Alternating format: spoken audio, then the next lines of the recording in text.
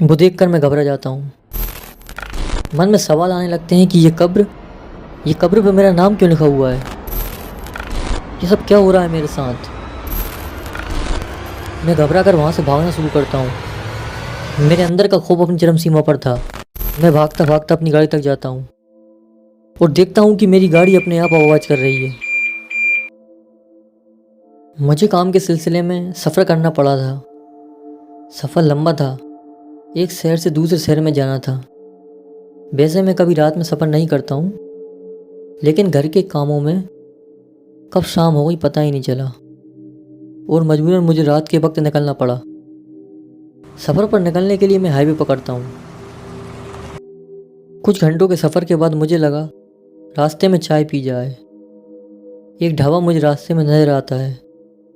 मैं वहाँ गाड़ी रोकता हूँ और फ्रेश वगैरह होकर ढाबे पर बैठता हूँ और चाय के ऑर्डर के साथ कुछ खाने को भी मंगवा लेता हूँ। चाय आती है और जब मैं चाय पी रहा था तो कुछ लोग मुझे बड़े अजीब तरीके से देख रहे थे। मैंने थोड़ा ध्यान से देखने की कोशिश की तो देखा कि वहाँ जितने भी लोग थे सारे ट्रक ड्राइवर और उनके हेल्पर ही नजर आ रहे थे। ढाबे की पार्किंग में भी ट्रक ही ट्रक खड़े थे।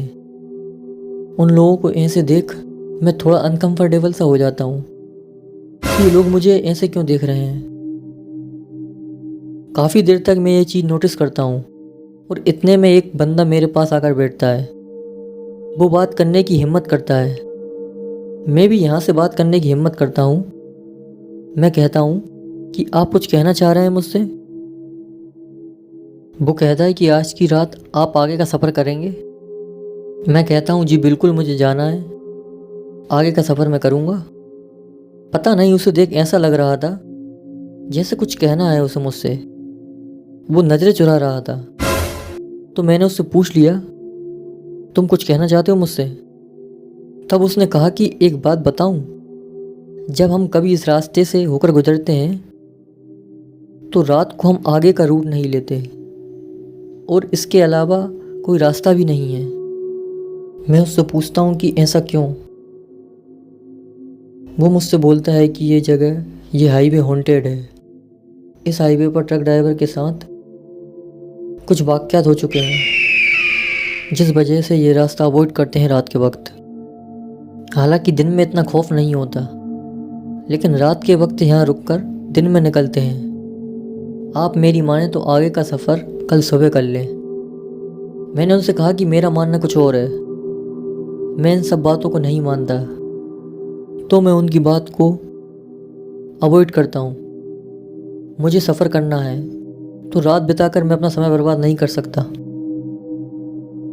अपनी चाय ख़त्म करके और उस ट्रक ड्राइवर का शुक्रिया करके मैं वहाँ से वापस अपने सफ़र पर निकल पड़ता हूँ। वहाँ लोग बड़े गौर से मुझे देख रहे होते हैं। जब मैं वहाँ से निकल रहा था जैसे मैं पता नहीं क्या कुछ गलत करने जा रहा हूँ। मुझे भी थोड़ी हिचकिचाहट सी होने लगती है। एक छोटे से चाय के ब्रेक के बाद मेरा सफ़र दोबारा शुरू होता है। कुछ देर बाद मुझे वहाँ एक ख़राब रोड नज़र आता है और ना चाहते हुए भी मुझे वहाँ गाड़ी धीमी करनी पड़ जाती है। वो इतना ख़राब रास्ता था कि मुझे गाड़ी बहुत ज़्यादा धीमी करनी पड़ गई थी। चलते चलते मैं थोड़ा आसपास देखता हूँ तो मुझे मेरे उल्टे हाथ की तरफ एक कब्रिस्तान दिखाई देता है जो हाईवे के किनारे बना हुआ था। चांद की हल्की हल्की रोशनी में जितनी दूर तक मेरी नजर जा रही थी मुझे कब्रिस्तान ही कब्रिस्तान नजर आ रहा था। मैं सीधे हाथ की तरफ देखता हूँ कि वहाँ भी एक कब्रिस्तान है। मतलब कि कब्रिस्तान के बीच से होता हुआ मैं जा रहा था। वो हाईवे कब्रिस्तान को चीरते हुए निकल रहा था।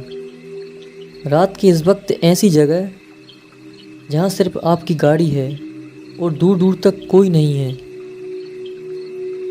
ऐसे हालात में ना चाहते हुए भी खौफ आ ही जाता है कि अगर ऐसे में कुछ हो गया तो क्या होगा। किसी से कुछ मदद भी नहीं मांग सकते। मैंने सोचा ही था कि मुझे लगता है कि मेरी गाड़ी कुछ झटके ले रही है और आगे जाके वो अचानक बंद हो जाती है। इस पल मेरी हालत बहुत ज़्यादा ख़राब हो जाती है। मैं यहाँ वहाँ देखता हूँ तो मुझे ढाबे पर उस ट्रक वाले की बात याद आती है। हिम्मत करके मैं गाड़ी से बाहर आता हूँ। हेडलाइट ऑन थी और मोबाइल की फ्लैश लाइट भी ऑन करता हूँ। गाड़ी का बोनट खोलकर देखता हूँ कि क्या दिक्कत आ गई है एकदम से। अचानक से गाड़ी की हेडलाइट भी बंद हो जाती है।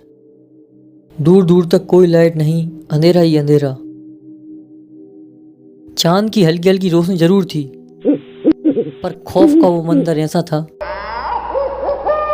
मानो बस आपका कलेजा बाहर निकल आएगा। हजारों की तादाद में कब्रें थी वहां पर।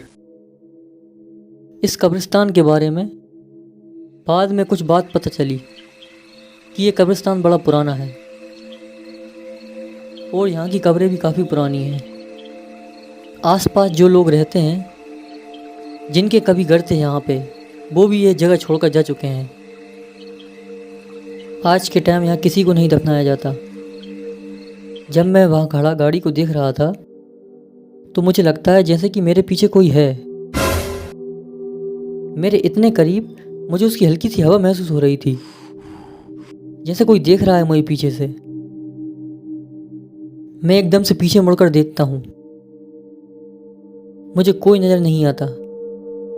मेरी धड़कनें बढ़ चुकी थी और खौफ ऐसा था कि मैं बयां नहीं कर सकता। मैं लगातार गाड़ी को देख रहा हूँ, कोशिश कर रहा हूँ उसे ठीक करने की, और लग रहा है कि कोई हर वक्त मेरे पीछे खड़ा होके मेरे साथ गाड़ी को देख रहा है। थोड़े बहुत जुगाड़ करने के बाद गाड़ी कुछ हद तक ठीक भी हो गई। मुझे लगा कि चलने लायक हो गई है। आगे जाके कोई मैकेनिक मिलेगा तो मैं उसे बता दूंगा। मैं गाड़ी का बोनट बंद करके अंदर बैठने के लिए जैसे ही झुकता हूँ, मुझे वहाँ एक बड़ी जोर की खुशबू सी आती है। खुशबू मानो ऐसी जैसे जब कोई कब्र में किसी को दफनाया जाता है तो वहाँ कुछ डाला जाता है, अगरबत्तियाँ जलाई जाती हैं। वैसी खुशबू मुझे अपनी तरफ खींच रही थी। ना चाहते हुए भी मुझे ऐसा लग रहा था जैसे उस खुशबू ने मुझ पर काबू कर लिया है। उस खुशबू के पीछे मैं उस कब्रिस्तान में चले ही जा रहा हूँ। मेरे उल्टे हाथ की तरफ कब्रें हैं, मेरे सीधे हाथ की तरफ कब्रें हैं, और मैं उस रास्ते पर बस चलता ही जा रहा हूँ, चलता ही जा रहा हूँ। वो खुशबू मुझे एक ऐसी जगह लाकर खड़ा कर देती है जहाँ एक ताजी कब्र थी।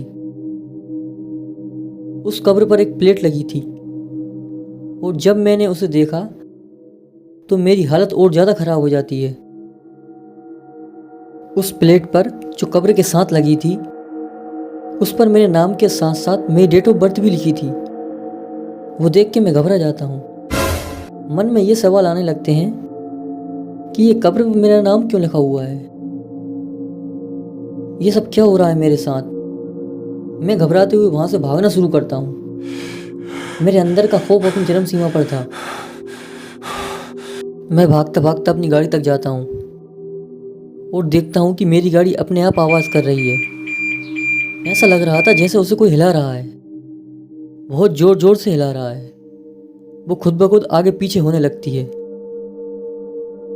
ये सब कुछ देख मैं एक जगह आके खड़ा का खड़ा रह जाता हूँ। जब मैं यहाँ से गुजर रहा था तो एकदम सन्नाटा था, और अब यहाँ कुछ आवाज़ें आ रही थी।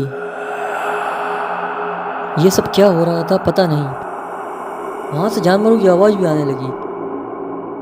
मुझसे हिला तक नहीं जा रहा था। मैं बस गाड़ी तक पहुँचना चाह रहा था। मुझे यहाँ से निकलना है। मैं जैसे तैसे गाड़ी तक पहुँचा। मैंने गाड़ी स्टार्ट करने की कोशिश की। कई बार कोशिश करने के बाद जब वो स्टार्ट हुई, मैं वहाँ से जल्दी निकला। वो रास्ता ख़राब था। जहाँ मेरी गाड़ी की स्पीड बहुत धीमी थी, वहाँ मैं गाड़ी को भगा रहा था। हिलती डुलती मेरी गाड़ी चली जा रही है। मैं घबराते हुए गाड़ी के शीशे में पीछे देखता हूँ तो वहाँ बहुत सारे लोग नज़र आ रहे थे। मैं उनका चेहरा नहीं देख पा रहा था। लग रहा था जैसे वो लोग मुझ पर हंस रहे हैं। मैं ऊपर वाले को याद करता हूँ और वहाँ से निकलता हूँ। काफ़ी देर तक ड्राइव करने के बाद मुझे सही से रास्ता मिलता है, जहाँ जाके गाड़ी कुछ स्मूथ चलती है। जब तक कोई आबादी वाली जगह नज़र नहीं आएगी मैं गाड़ी को नहीं रोकूंगा।